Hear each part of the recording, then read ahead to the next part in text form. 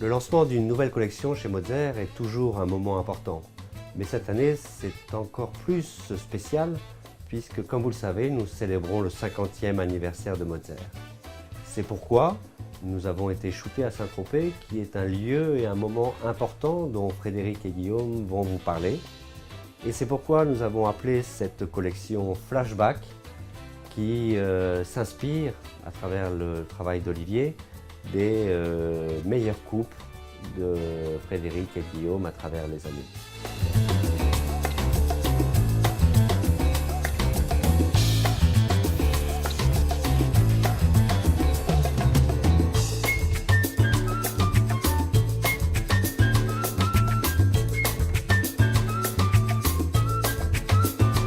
Et Olivier, donc pour cette collection Flashback, raconte-nous comment tu t'es inspiré de ces coupes de l'époque pour recréer une collection tout à fait d'actualité et tout à fait contemporaine.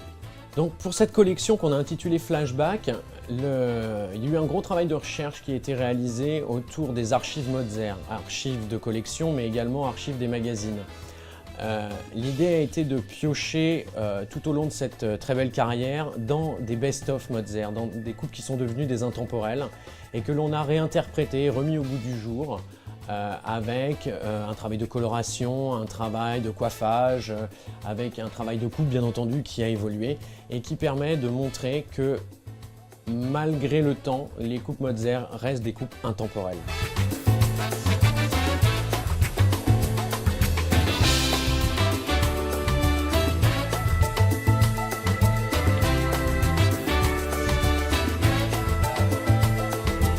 Et donc, Frédéric, raconte-nous un peu cette histoire du salon de Saint-Tropez.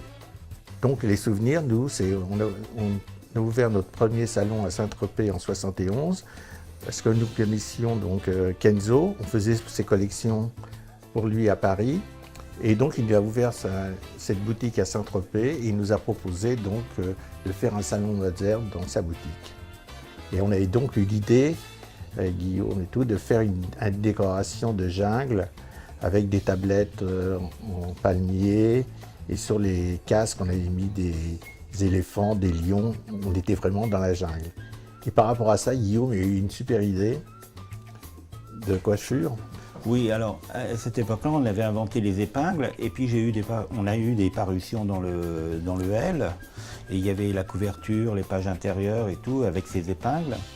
Et donc on faisait beaucoup de coiffage avec des épingles pour avoir des gros volumes et en fin de compte on vivait un peu comme les people de là-bas. C'est-à-dire que la journée on était à la plage, au Club 55, on rencontrait tous les gens de la mode, il y avait Karl Lagerfeld, il y avait Kenzo, il y avait tous ces gens-là, des mannequins et tout. Et puis souvent il y avait des mannequins, même à l'époque, on leur recoupait un peu la frange, des choses comme ça sur la plage.